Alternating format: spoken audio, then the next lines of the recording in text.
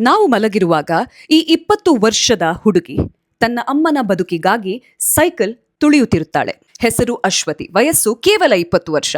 ಕೇರಳದ ಈ ಹುಡುಗಿಯ ಬೆಳಗ್ಗೆ ನಮ್ಮ ಹಾಗೆ ಅಲಾರ್ಮ್ ಸ್ನೂಸ್ ಮಾಡುವುದರಿಂದ ಶುರುವಾಗಲ್ಲ. ಕಳೆದ ಸುಮಾರು 4 ವರ್ಷಗಳಿಂದ ಬೆಳಕು ಮೂಡುವ ಮೊದಲೇ ಎದ್ದು ಸೈಕಲ್ ಹತ್ತಿ ತನ್ನ ಊರಿನ ಸುಮಾರು 60 ಮನೆಗಳಿಗೆ ಪತ್ರಿಕೆ ತಲುಪಿಸುತ್ತಾಳೆ. ಯಾಕೆ ಗೊತ್ತಾ? ಪಾಕೆಟ್ ಮನಿಗಾಗಿ ಅಲ್ಲ, ತನ್ನ ಕಾಲೇಜ್ ಎಜುಕೇಶನ್ ಮುಂದುವರಿಸಲು ಮತ್ತು ತನ್ನ ತಾಯಿಯ ಚಿಕಿತ್ಸೆಗೆ ನೆರವಾಗಲು. ಒಂದು ಕಡೆ ಓದು, ಇನ್ನೊಂದು ಕಡೆ ಕೆಲಸ, ಮತ್ತೊಂದು ಕಡೆ ಅಮ್ಮನ ಜವಾಬ್ದಾರಿ.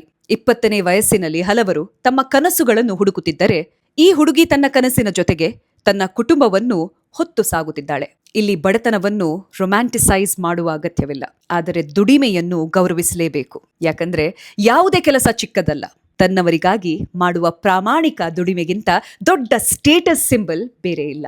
ಅಶ್ವತಿಯಂತಹ ಮಕ್ಕಳನ್ನು ನೋಡಿ ಪಾಪ ಅನ್ಬೇಡಿ, ಪ್ರೌಡ್ ಆಫ್ ಯು ಅನ್ನಿ. ಮತ್ತು ನಿಮ್ಮ ಮನೆಯಲ್ಲಿ ಇಂತಹ ಮಗಳು ಇದ್ದರೆ ಅವಳ ರೆಕ್ಕೆ ಕತ್ತರಿಸಬೇಡಿ, ಅವಳ ಜೊತೆ ನಿಂತು ಅವಳನ್ನು ಹಾರಲು ಬಿಡಿ. ಎಲ್ರಿಗೂ ಶುಭವಾಗ್ಲಿ.